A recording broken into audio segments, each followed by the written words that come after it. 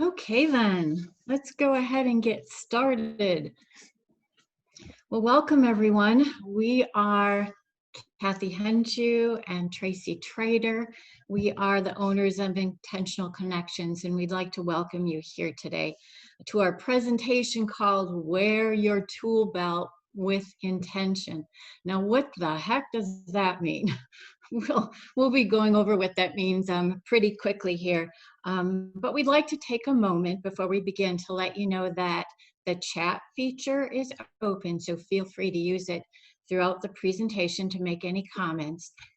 And if you have any questions, please save them until the end. We're going to stay on for about 10 minutes afterwards to just answer any questions you might have at that time, okay?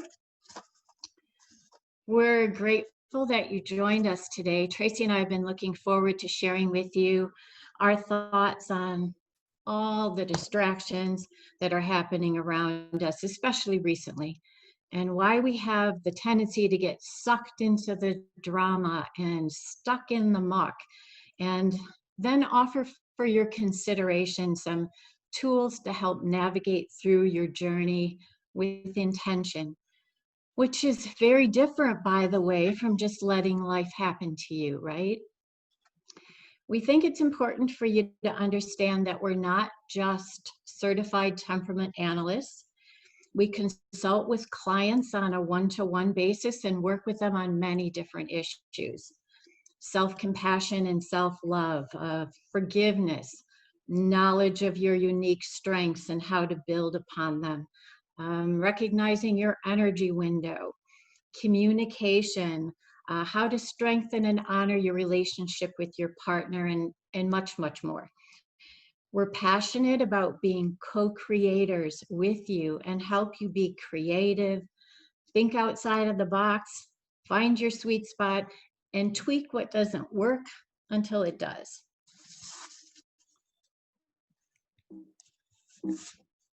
I'm trying to change it, Kath. Wasn't cooperating, sorry. No problem.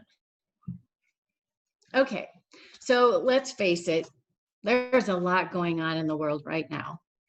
COVID, politics, jobs, school, and more. And we can get lost into the what's happening rut, right? This time may be more intense and more in our face and impacting our lifestyle more, but the truth is there will always be distractions vying for our attention and causing us distress, maybe even causing us to live in fear. It's how we choose to look at it that makes the difference between those who flourish and those who use the distractions as a reason for veering off their desired path. These times can be used for great self-awareness and self-discovery and personal growth. Instead of looking at all the distractions as a negative in our lives, we can shift our thinking and view them as an opportunity to be creative, to think outside the box. I'm going to talk for a moment about leaders, which I'm assuming you all are in the process of striving for, right? The best, oh, I see some heads nodding. Me too. The best leaders are the ones that show their true colors, not during the banner years, but during times of struggle. While a leader's natural reaction to financial crisis or any type of crisis might be to lay low and wait for things to pick up, this is the wrong approach. Instead, they should redouble their efforts because crisis can be catalysts for creativity. Leaders who become paralyzed by the obstacles in front of them miss this great opportunity. On the other hand, leaders who find themselves energized by challenge and motivated by failure reap all kinds of amazing rewards. Oh my, so yikes. This looks vaguely familiar to me. Kathy, I've seen you look like that before. What? Yeah, so it's true. Thanks for reminding me, Trace. Anytime. Well, that might be why our hair thins as we get older, right? Ah, oh no, let's cancel out that thought because we don't want that to happen. So, what do most Americans do to reduce their stress? The top stress management techniques most people utilize are watching TV or movies for more than 2 hours per day, surfing the internet, sleeping, drinking alcohol, and smoking. Addiction to distraction is the death of your creative production. Researchers have written about the dopamine addiction that happens when you play with your phone. It taps into the nucleus accumbens of the brain, which is the reward center.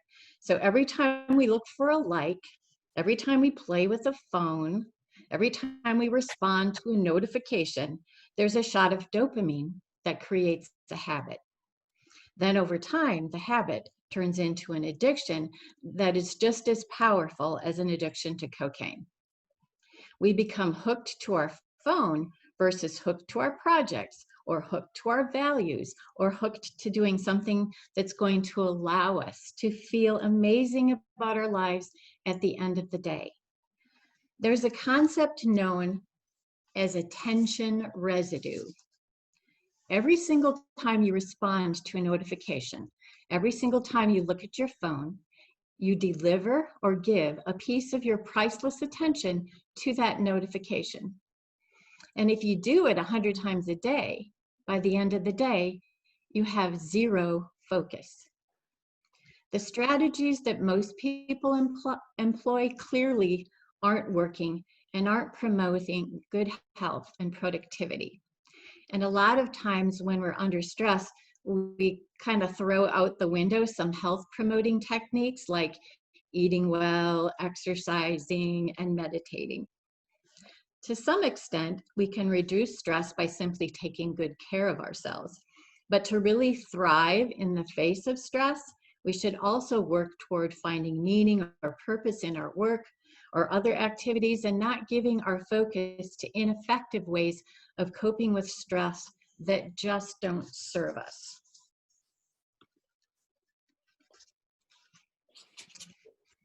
Life is about learning and growing. If a person feels their life is stalled out or lackluster, there's a good chance they've stopped learning. Life is an open textbook of information. We can learn from the pages or we can choose to close the book. In order to grab onto the learning and gracefully move through life's lessons, we need tools. And if we don't have tools, we can't build a strong foundation. And then most of us flounder and get stuck in the cement. Challenges in life are meant to help us grow. Learning about yourself may be the most valuable lesson available to you. To know oneself in all the glories and faults is to create an awareness of who you really are and how you move on this earth. To place value on learning your own curriculum teaches you to be a better person. Personal development is the study of working each day to make yourself better than the day before.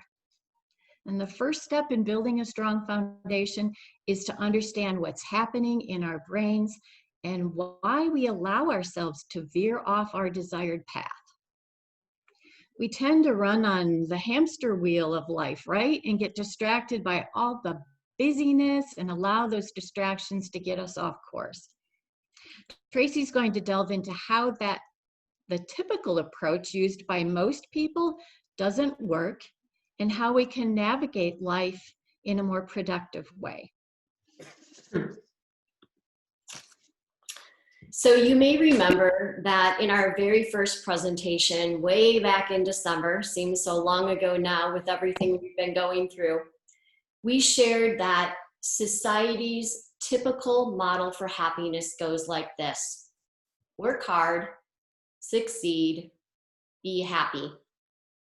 In our Western culture, we believe that at some point we will get our ducks in order, that we'll have it all figured out, and it'll be great. we fight impermanence, and then we beat ourselves up for not being able to figure it out and keep it that way. Even our Declaration of Independence affords us the opportunity to pursue happiness. Now, when you pursue or chase happiness, you put it outside of yourself, and it becomes a constant search.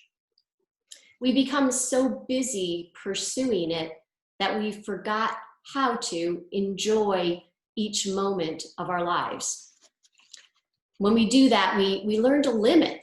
We learn to believe in scarcity, and we learn that our natural inclination to love and to create and to dance is impractical and even crazy.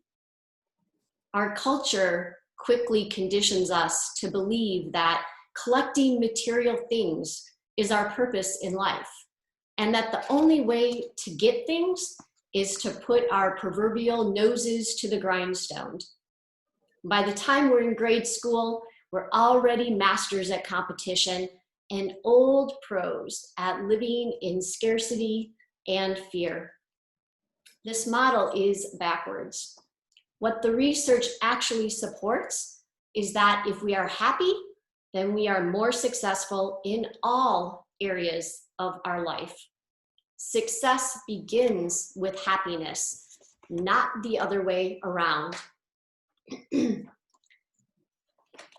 But most people look at life with the idea that I'll be happy if, or I'll be happy after, or I'll be happy when. We become very futuristic sometimes, and our minds are wandering. We're not living in the present moment, in the now, and we are waiting for a better now before we actually commit to being happy now. We keep pushing happiness off the edge of the horizon. But most of us go through life feeling a void, but that void doesn't get filled up through our career or through money, through our relationships, through the purchase of things.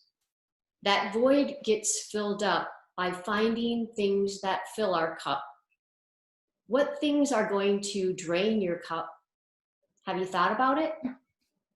And what things fill up your cup? And how committed are you to those things? A lot of times, as Kathy mentioned, life gets noisy and we confuse the volume with priority. So we want to chat for a moment about what's called the expectation gap. So most of us experience this expectation gap, and we actually live in the gap between what we expect and what we experience.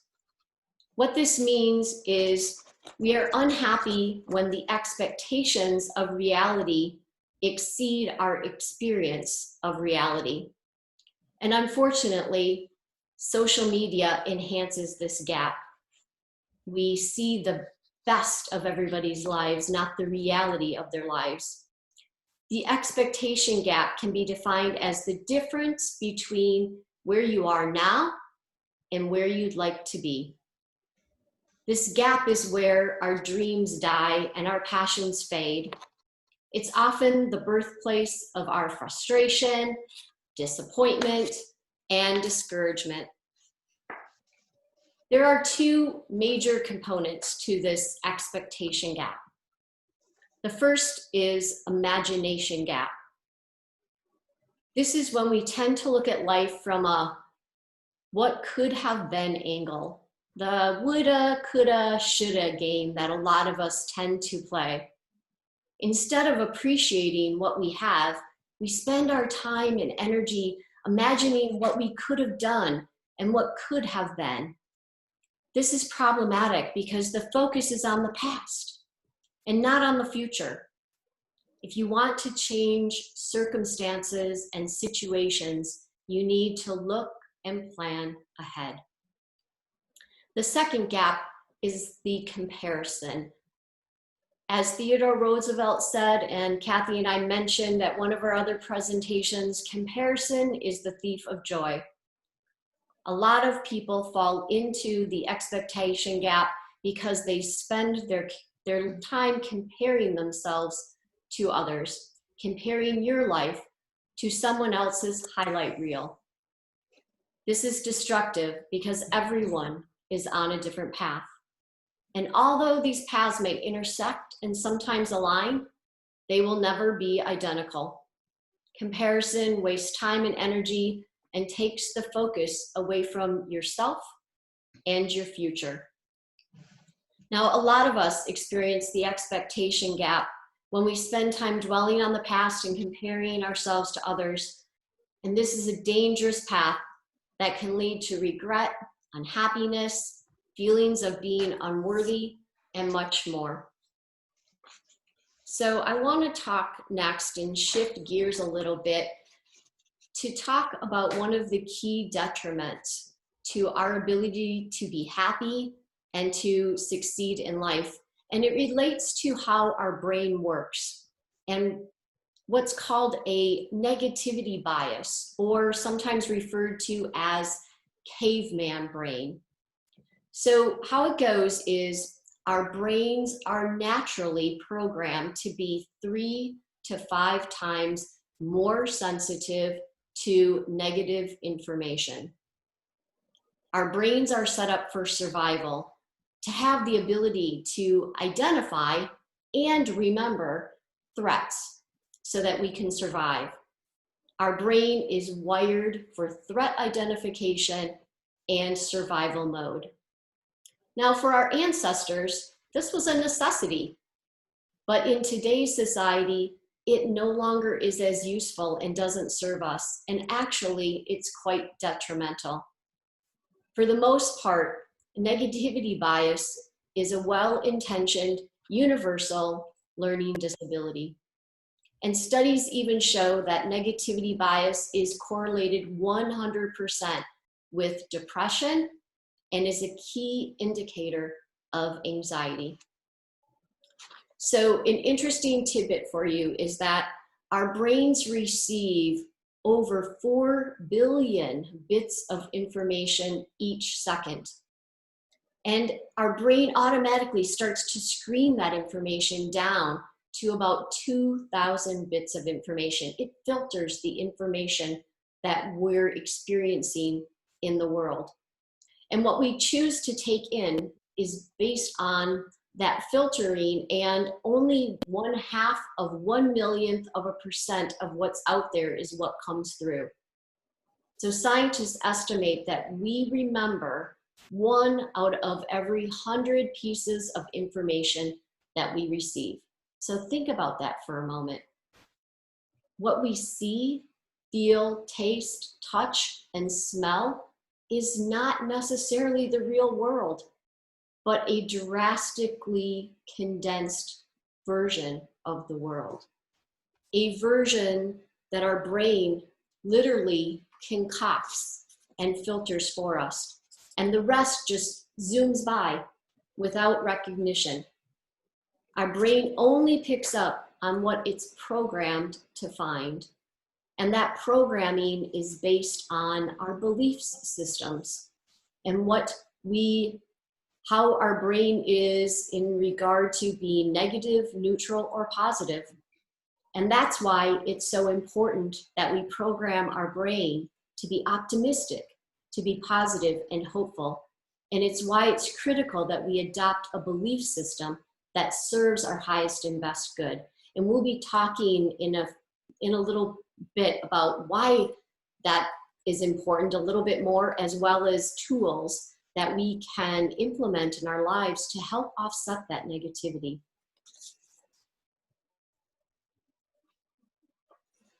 So we want to share with you a study that demonstrates this negativity bias. In this study, participants were allowed 8 hours of sleep, and then they were shown a list of positive words and a list of negative words and asked to recall the list of words. The participants were able to recall 80% of both the positive and negative words. But then next, the same participants were deprived of sleep and only allowed 5 hours. They were again shown a different list of positive and negative words. This time, on average, the participants were able to recall 80% of the negative words still, but only 20% of the positive words. You see, our brain views lack of sleep as a threat, so it narrows down its focus to find more threats. In another study, sleep-deprived people failed to recall pleasant memories, yet were able to recall gloomy memories just fine. Negative emotions prevent your brain from seeing the other options and choices that surround you. It's your survival instinct. When you're experiencing positive emotions like joy, contentment, and love, you'll see more possibilities in life. These findings and other studies like them were among the first that suggested positive emotions broaden your sense of possibility and open your mind up to more options. This is referred to as the broaden and build theory, because positive emotions broaden your sense of possibilities and open your mind, which in turn allows you to build new skills and resources that can provide value in other areas of your life. It's important for us to retrain our brain to see more of the positive, see solutions that might otherwise have been missed. This is how you become more creative and productive. Your brain is actually able to see more solutions due to feel-good hormones like dopamine that are dumped into your body and light up the learning centers of your brain.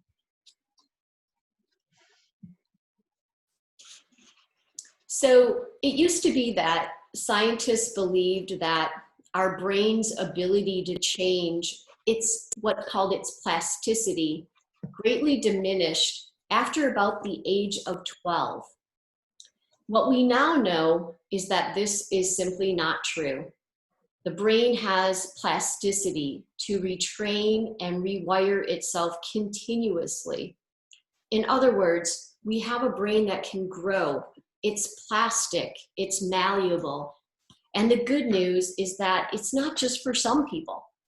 Every one of us has that capability in our brain to build genius. And this is exciting and hopeful news. And we'll be sharing some tools on how to retrain and rewire your brain to do just that. So there it is. Another thing that's important, we believe, for all of us to have an understanding of is that our brain is like Velcro for negative information, and it's like Teflon for positive information. So what do we mean by that? When a negative piece of information comes into our awareness, our brain grabs onto it and works to remember it by transferring it into our long-term memory. Again, it wants us to survive, so it wants us to remember that threatening bit of information. Positive bits of information, however, are handled differently by the brain. They do not automatically go into our long-term memory.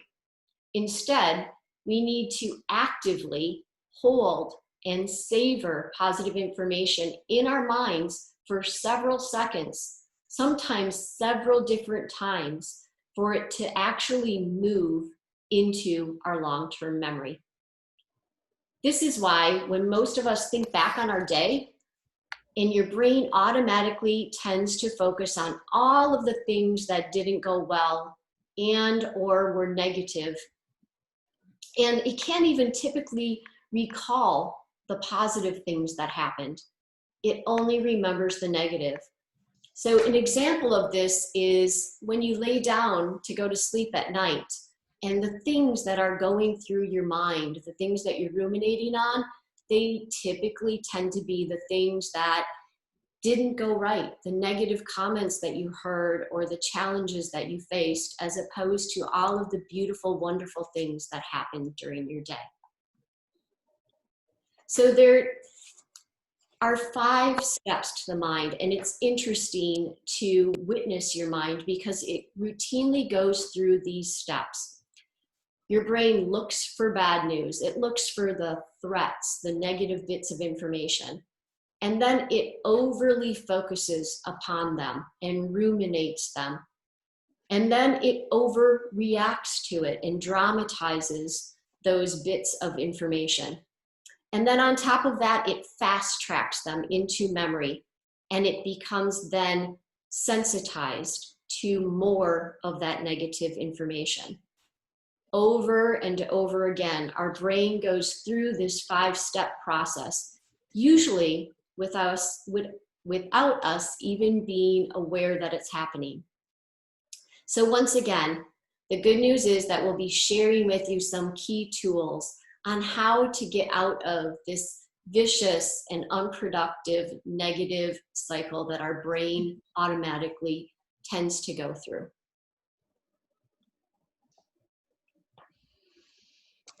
Research has determined that we are all born with a baseline for happiness. You can probably think of an example of someone you know who's just naturally positive, happy, in a good mood.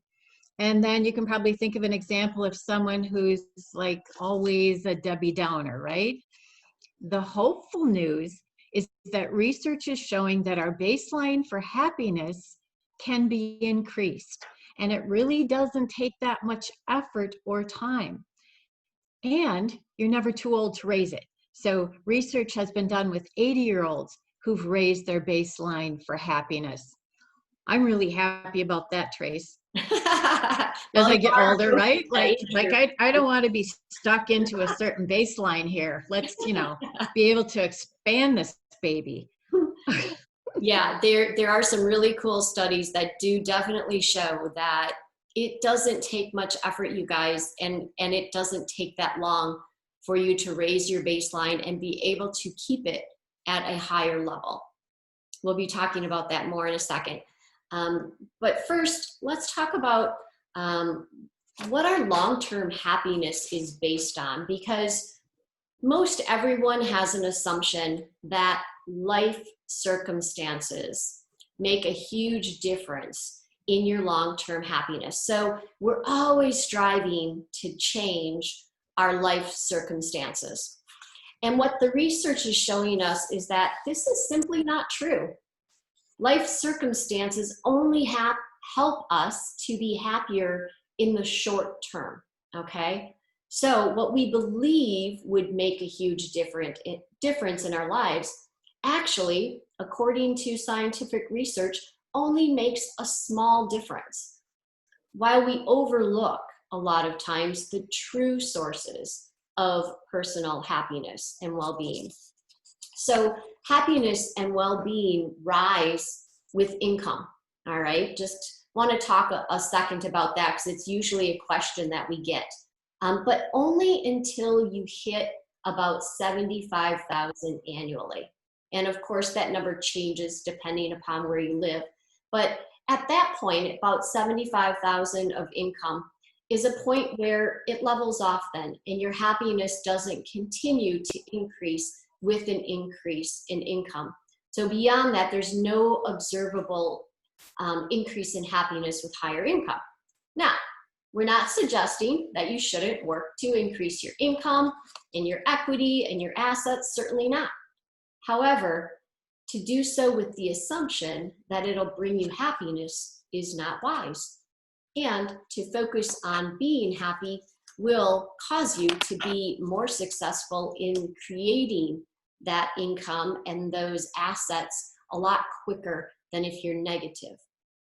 So what we're finding is that our long-term happiness is based only 10% on external factors and life circumstances. Now, things like the family you're born into, the country you live in, your education, your health, things like that. Now, a whopping 40% of our long-term happiness is based on our personal choices, our intentional activities, our routines and habits. This is a huge percentage that we get to have a choice in and decide for ourselves. The research shows that about 50% of our long-term happiness is based on our genes, our genetics, our DNA. And it wasn't long ago that it was assumed that our genes were set in stone and that this wasn't an area that we could impact. But we're learning now that our genes are also impacted by our choices. So there's research being done in the area of epigenetics, and this, by the way, was started right here at UW-Madison. And it's showing us that our choices can and do directly impact the makeup of our genetics. Our genes change based on our choices. So you could say that our long-term happiness is actually based 90% on our choices and only 10% by our life circumstances. Happiness is an inside job, and we grossly underestimate the extent to which changing our behaviors rather than changing our circumstances can significantly increase our happiness and ultimately our well-being as well. I was going to say, Trace, that's truly amazing information. Yeah, it's really, I love the science because it really helps bring a lot of perspective around things that we already know, but it gives them a lot more credence, a lot more substance when we can really hear the science that backs it up, right? Mm-hmm. Yeah. Happiness in the end is a mindset to be cultivated, not a condition to be imposed. Happiness is both the precursor to success and the result of it. In fact, researchers have often noticed a compounding effect or an upward spiral that occurs with happy people. They're happy, so they develop new skills.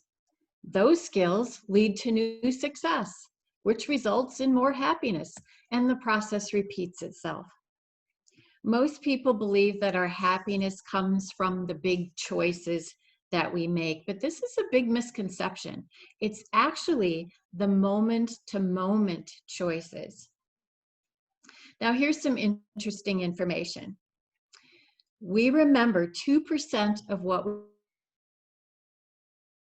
we hear, 5% of what we see, and 90% of what we intently focus on and take action on.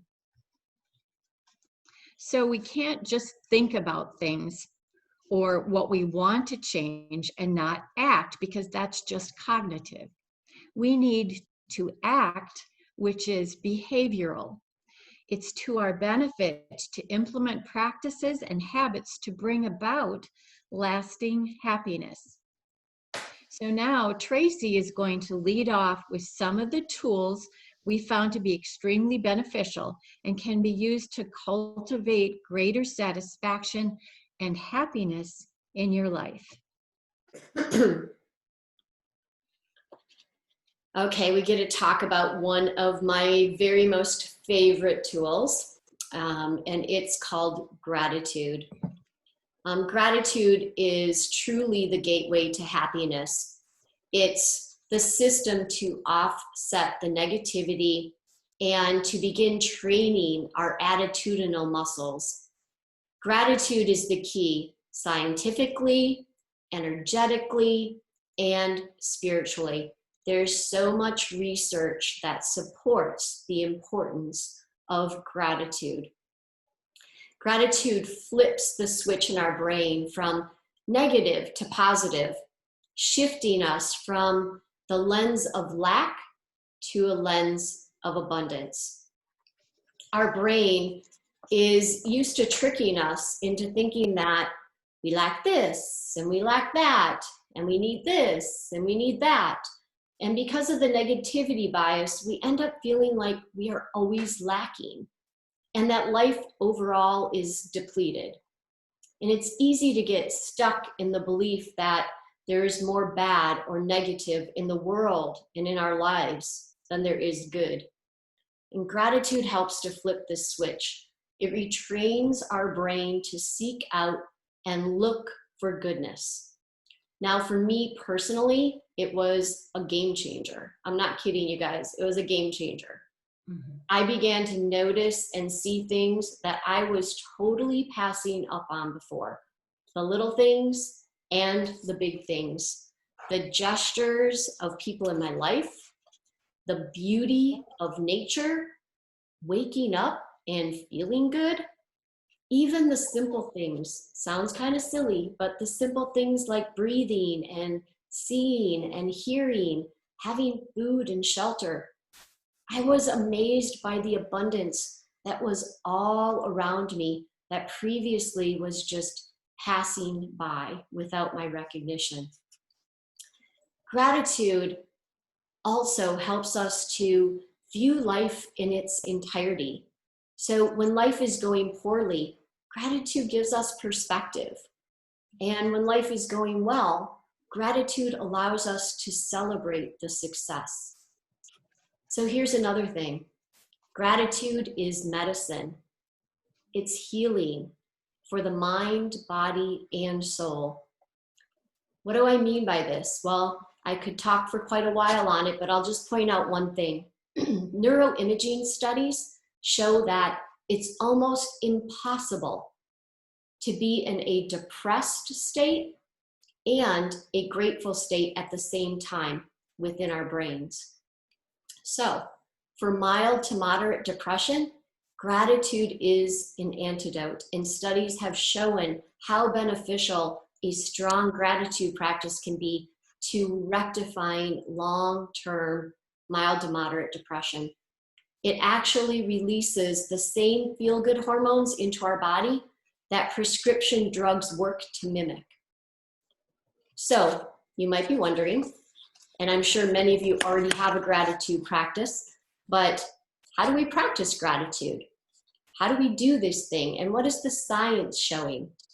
So the research demonstrates something pretty clear, and that's that in order to increase our baseline for happiness, in order to effectively rewire our brain, we need to focus on at least 3 new things that we're grateful for each day. So it's not repeating the same 3 things over and over again each day.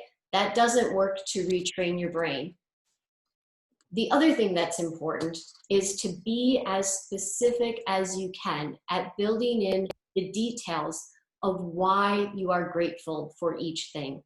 The dividends are in the details. So it's not simply, I'm grateful for my mom. That doesn't cut it. We need to add some details as to why you're grateful, okay?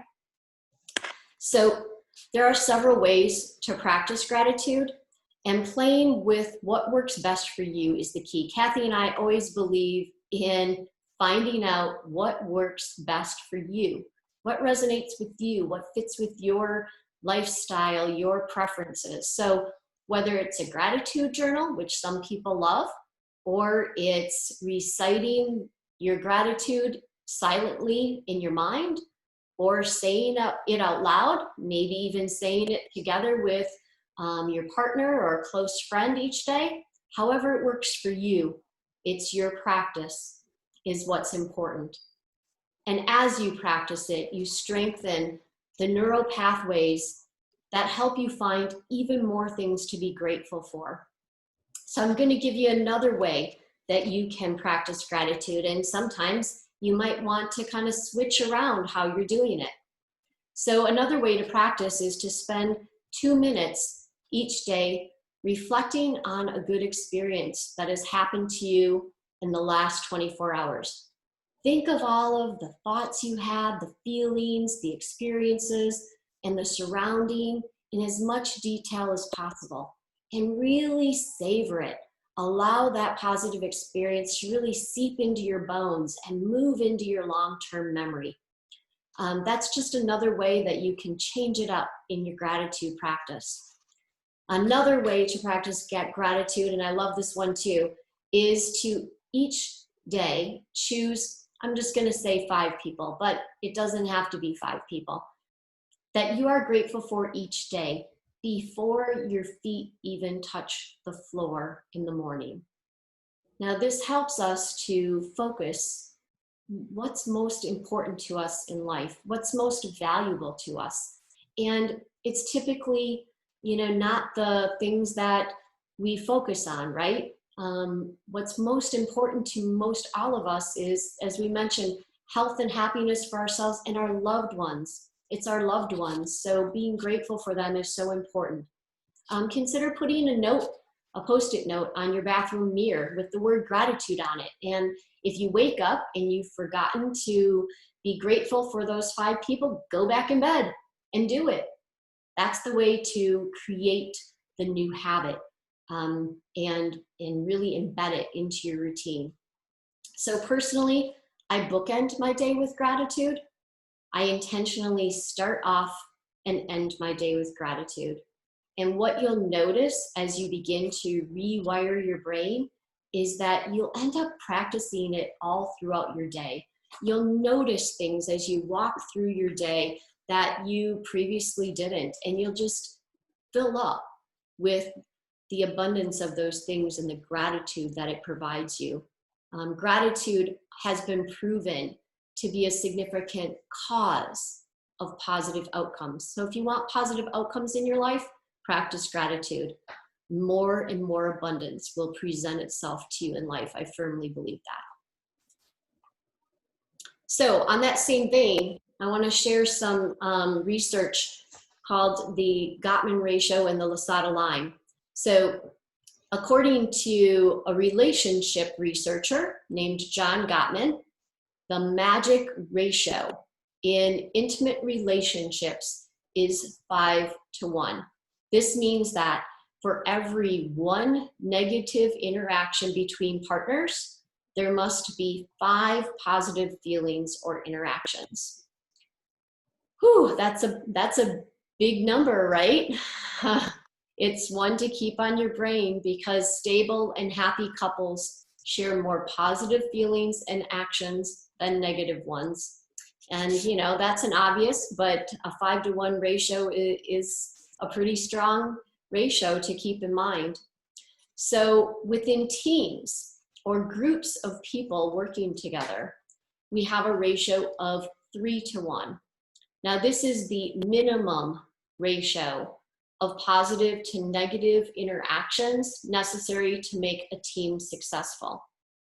This means it takes about 3 positive comments, experiences, or expressions to fend off the languishing effects of just 1 negative. Dip below this tipping point, known as the Lasada line, and one performance and a performance, your performance, their performance, the team's performance quickly will suffer. Rise above it, ideally, to a ratio of 6-to-1 to produce really optimal functioning for the team to really have its very best work happening. So this is how important gratitude is and how diligent we need to be in order to offset the natural propensity toward a negativity bias. So think about your relationships for a moment, your teams. Is this the ratio that you're operating with, or the ratio that you're receiving from others? It's an important thing to consider. And Kathy and I believe in leading by example, and you can inspire this in others as well by being that example. Okay, and here are some other very important tools that we use regularly and have found them to be invaluable to our happiness and well-being. So prayer, that's a given, right? We believe that our thoughts are prayers, and therefore we are always praying. So watch what you're thinking, watch what's in your head. And then meditation. Neuroscientists have found that meditating grows the prefrontal cortex, the part of the brain most responsible for feeling happy. 5 minutes per day of meditation is one of the most powerful happiness interventions. We're in what's called or being referred to as the attention economy. Research indicates that 47% of our waking hours is spent being distracted and not paying attention. Meditation is one of the best tools for not only increasing happiness and positivity and reducing stress, but also in cultivating focus. Affirmations. We love personal affirmations, and we always recommend this to everyone as well. Always affirm who you want to be. Develop mantras and positive affirmations for yourself. Fill your mind with them daily. Put them in front of you. Visualization. Visualize and replay a time where you performed well and you felt good. Remember, our brain can be tricked really easily, either positively or negatively. And when we visualize, our brain thinks it's actually happening. Also remember that priming for positivity opens up the learning centers of our brain, causing us to retrieve info faster and making us more successful. Whatever's top on your mind will dictate the trajectory that your mind continues to take, and it will drive what you see. And then self-compassion. Offer yourself some self-compassion instead of negative self-talk. You know, those things we always say to ourselves that really is negative. Stop doing that and instead speak into yourself supportive things like you would with a really good friend.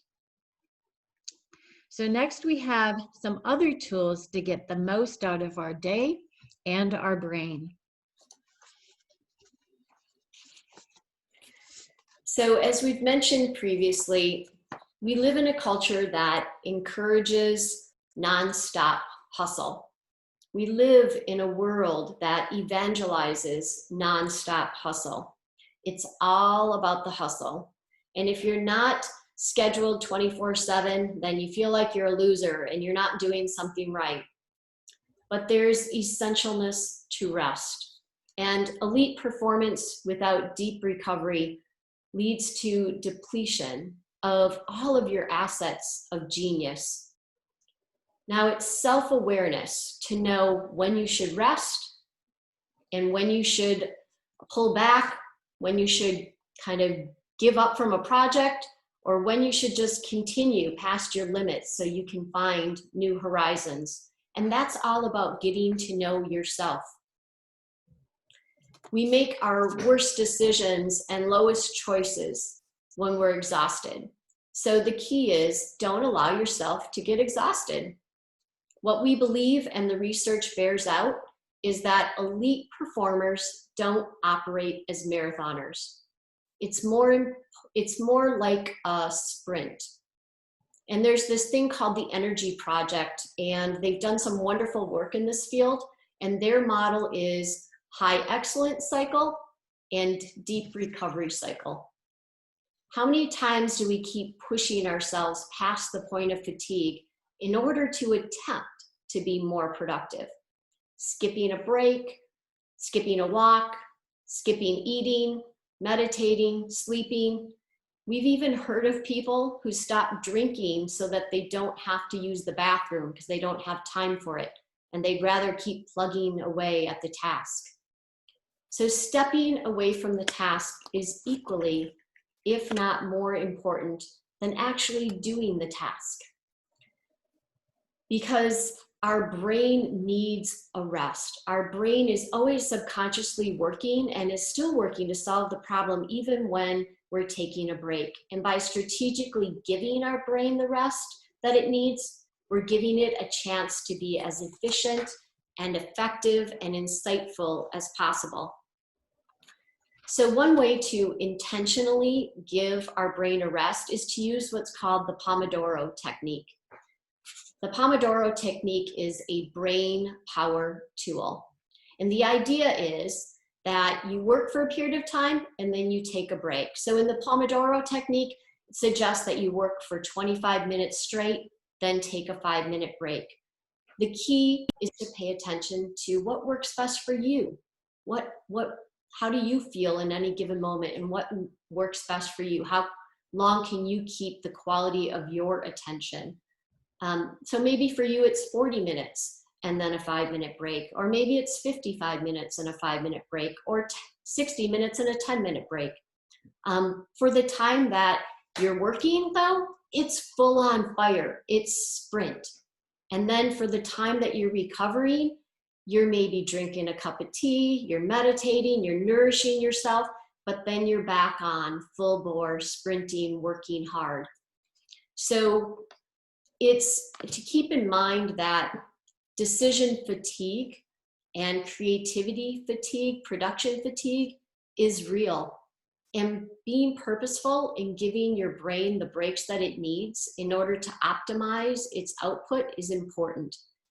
And as you're doing that, consider optimizing your mind, your body, your spirit during the break by things that are serving you and productive for you. Things like getting out in nature for a quick walk, or meditating, or getting some nourishment in your body, because it doesn't really provide us as much benefit if we're doing something that isn't serving us, like scrolling social media, for instance, while we're on that break. So here's the kicker. It's deep recovery without feelings of guilt.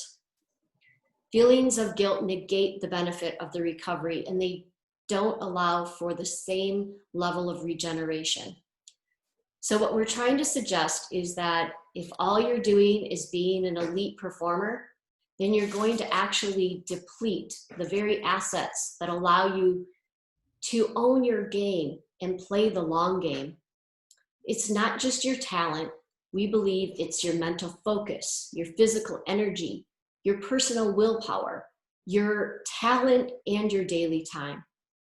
Smart, creative people and the most productive people work really hard and then rest without guilt and recover and have fun.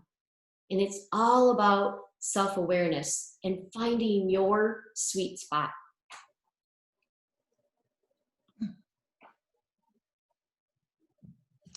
So, do you know when your brain is at its peak energy? Finding your sweet spot or your window of time during your day when your energy is at its peak is another really good awareness tool. And don't box yourself into what someone else is doing, because we're all unique. Become aware of your own energy rhythm and discover your own window of peak energy time by noticing it every single day. Maybe keep track of it for a week, or even better, 2 weeks, and realize where that window of time is that you are at your highest energy. It's typical to want to cross things off our list, and most people pick off the least challenging, quicker tasks to do first, leaving the harder or more time-consuming tasks for later. Procrastinating on the difficult tasks only makes them more challenging for the brain. So once you've determined your window of peak energy time, you'll know when you'll be the most efficient and can accomplish the tasks during this time that require more energy. Knowing your brain's peak energy time and completing your most challenging tasks during that time will allow you to optimize your brain's output. Now, what if our peak energy time is during our workday and we need to accomplish some business goals that require a good amount of energy at the back end of our day, and we can only do them after work? This is where we work with you on a one-to-one meeting and help you discover how to re-energize yourself based on your own unique individual temperament, so you can be most effective and efficient even during the times outside of your energy window. So next, we have an interesting tool that we've both found to be a very effective motivational tool, and it's called Future Me.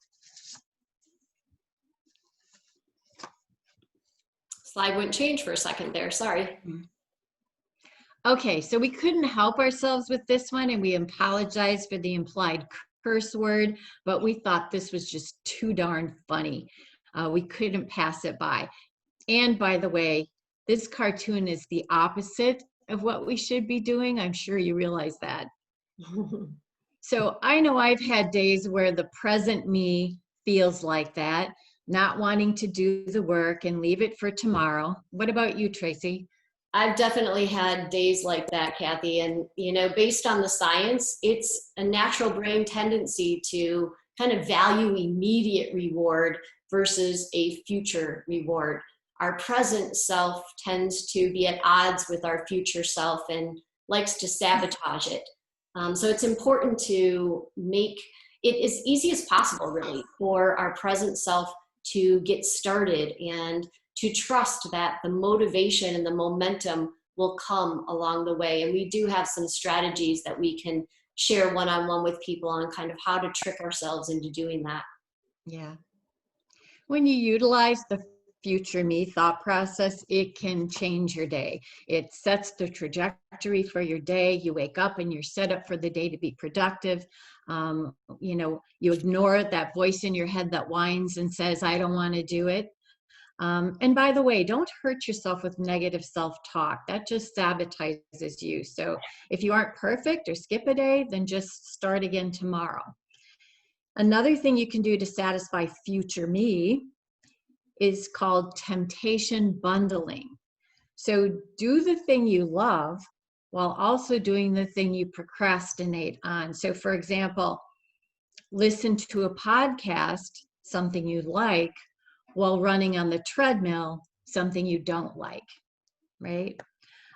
Tracy, I'm just going to go with one example here. Why don't you give your example of like a daily task that you use future me for? Okay. So I share this with a lot of people because I think it's my main future me story. So I used to give myself permission to just let the dishes for the evening kind of sit in the sink if I wanted to. We grew up with a mom that never let us do that. And so sometimes I felt like I just wanted to let things be. But what I realized is when I came down in the morning, it didn't start my day off on a great foot to see a sink full of dishes and dirty pans sitting on the counter. So what I decided to do is at night, even if I hadn't done it and it was later in the evening, right before bed, I would spend that 10 minutes or whatever it took to clean up the kitchen. And every time I do it, I'm doing this for the future me, because I know the next morning when I walk into the kitchen that I'm going to feel good and be so happy and proud that my kitchen is clean and I don't have to start my day off with that task that I don't enjoy. So every night I remind myself, and after a while, you don't have to remind yourself as much because you remember that good feeling of walking in the morning and having it already be done. So it's a real simple example, but it's an example of how to really start off your day on the right foot and start your trajectory off right. So that's my main example for how I start my day off right. Yeah. So like Tracy said, this is a simple example of a daily task, right? But future me is also a good tool for motivating you to accomplish your business goals, and think about future me in terms of a year from now or 5 years from now. Okay, we're going to be running a few minutes over. We apologize for that. I don't know how when we get in person that happens because we time things out so diligently, but here we are.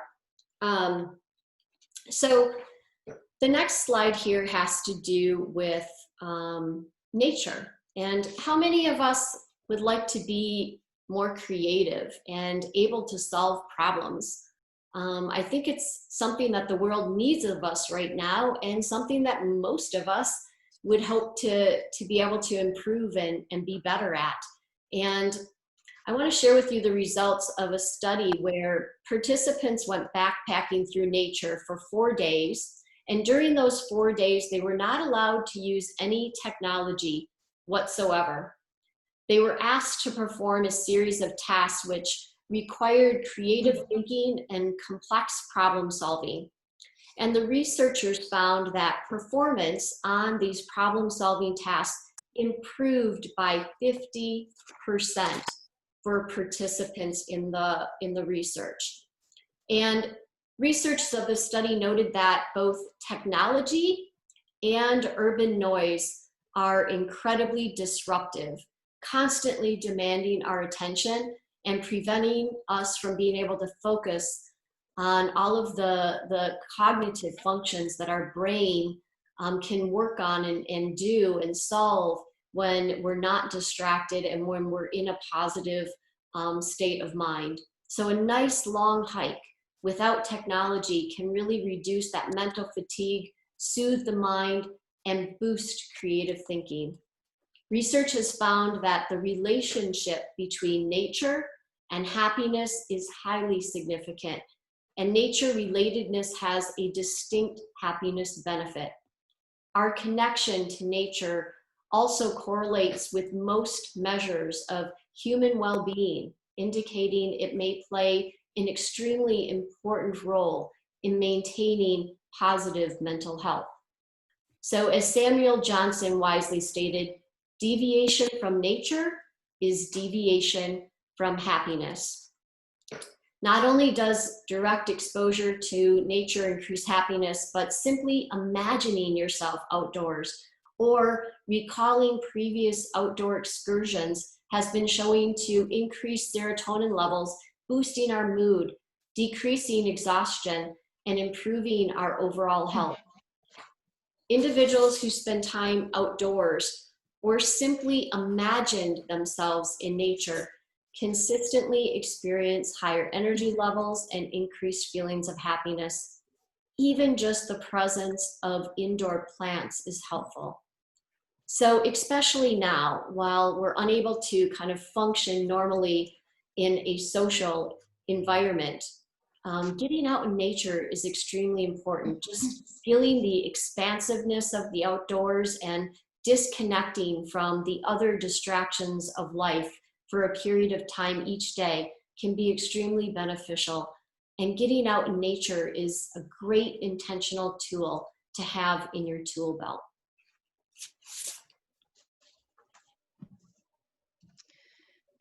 Okay, so I'm sure you all already know this, so I'm not going to say much about it, but what I am going to say is surround yourself with people you admire, right? So who do you spend the most time with? Who are the people you most admire? And then ask yourself the question, are those two groups of people one and the same? And if not, then why not, right?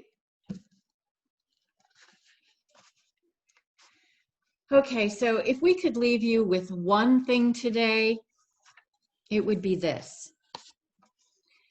Our journey here is like a puzzle.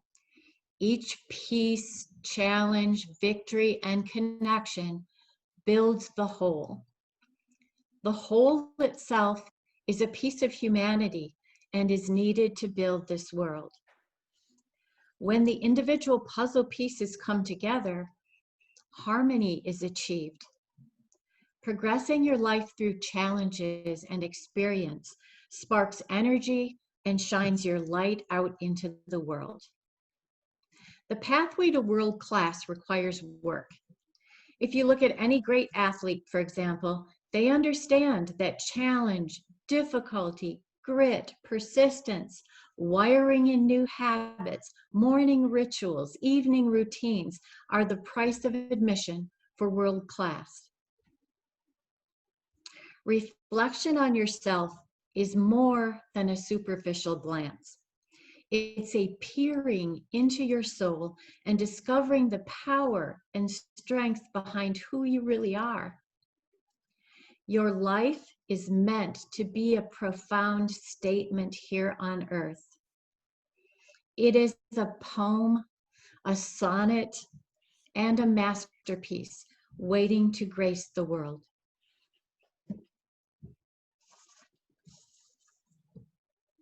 So we compiled a list of 4 books that really support the concepts that we shared with you today. You can check them out if you're interested in obtaining more detailed information. The first one is The Happiness Advantage by Sean Aker. We love The Book of Joy by His Holiness the Dalai Lama and Archbishop Desmond Tutu. The Power of the Subconscious Mind by Joseph Murray. Great book to get at how important it is to rewire our brain. And then an inspirational book called On Fire by John O'Leary. Those are just 4. There's so many others, but we wanted to kind of cherry pick a few out to recommend to you today for those that are interested. A lot of the studies that we talked about came out of the Happiness Advantage. So we would like to open it up now to any questions that you might have using the chat feature. Please let us know if you have any questions or anything that we can clarify for you. You can reach us via the website noted on the screen. If you have also any needs for getting together one-on-one and learning more about the items that we shared today, we welcome the opportunity to help you achieve greater awareness and stronger connections to create the life of your dreams. We'd like to thank Brandon and Amanda for the opportunity to share with each of you today. We are grateful for the partnership with your team. I'm just looking, I think there was a question earlier on too that I'm going to scroll back. I don't know if you saw it there, Kathy. No, I didn't. Okay. Okay, I think it is long-term happiness related to Maslow's hierarchy of needs. And it is, but only to a certain extent. At a certain extent, when all of your kind of base needs are met, then happiness no longer tends to increase with any additional abundance, so to speak, of those needs. So yes, to a certain extent, and then no. Recommendations. Okay. I was just going to take that one. Yeah, go ahead. That'd be another one that'd be great for a one-on-one session, you guys, too. Yeah, and that's a really good question. So we recommend for first-time meditators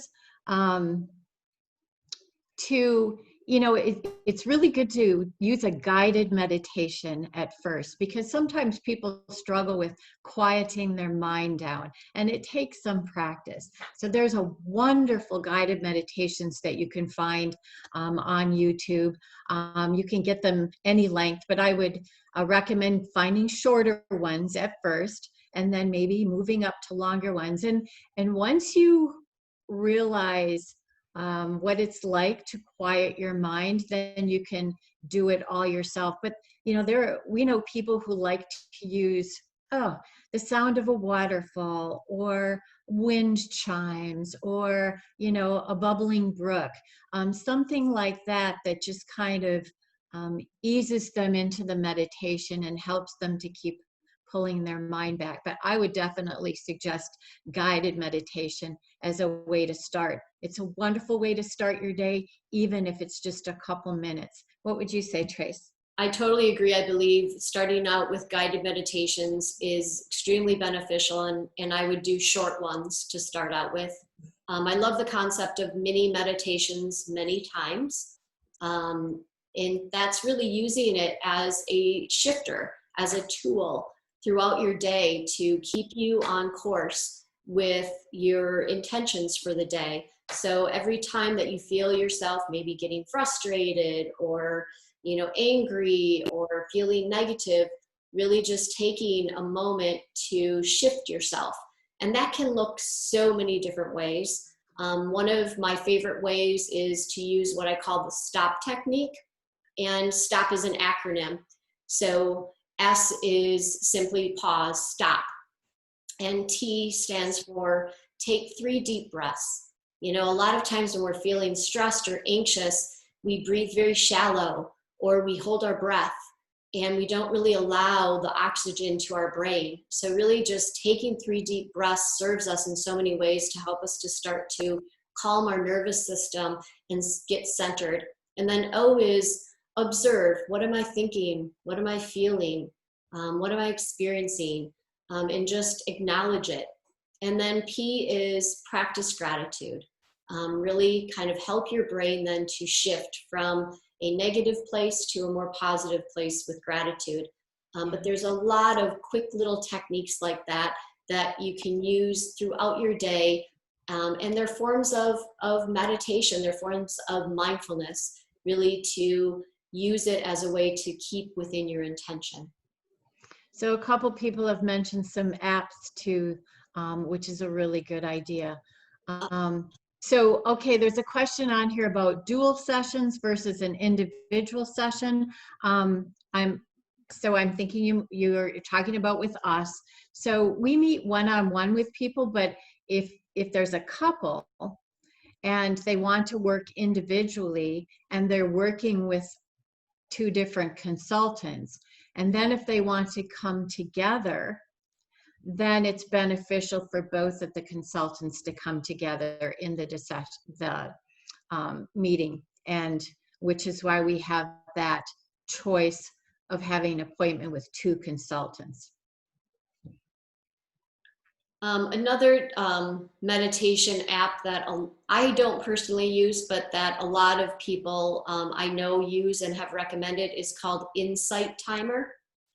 And it's, I believe, allows you to kind of also remind yourself and track your progress, as well as having guided meditation options as well. So that might be one to check out too. All right. It looks like we have exhausted the questions. All right. So, what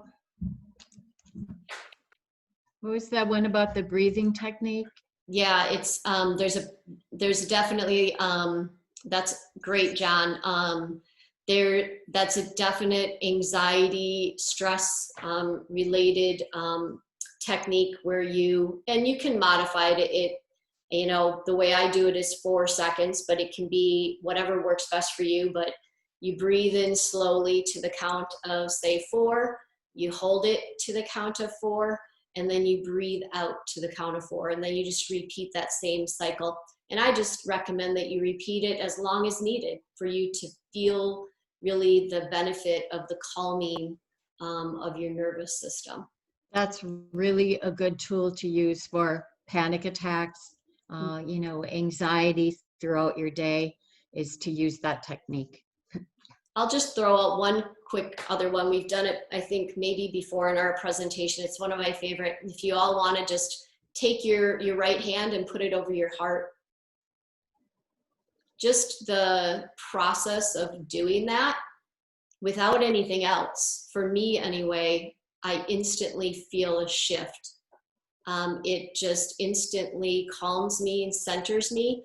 And then while I'm doing this, I say something simple to myself like, I've got you, you know, we can do this. We'll get through this. So there's there's just a variety of different ways that you can use meditation and mindfulness throughout your day to help you shift, to help relieve stress and anxiety, but then also to kind of set your day up right by spending time centering yourself and being still. So great questions, you guys. Thank you. Yeah. Okay, so we're going to phase out now, except for the individuals that Brandon and Amanda have asked to stay back. So everyone else, enjoy the rest of your weekend.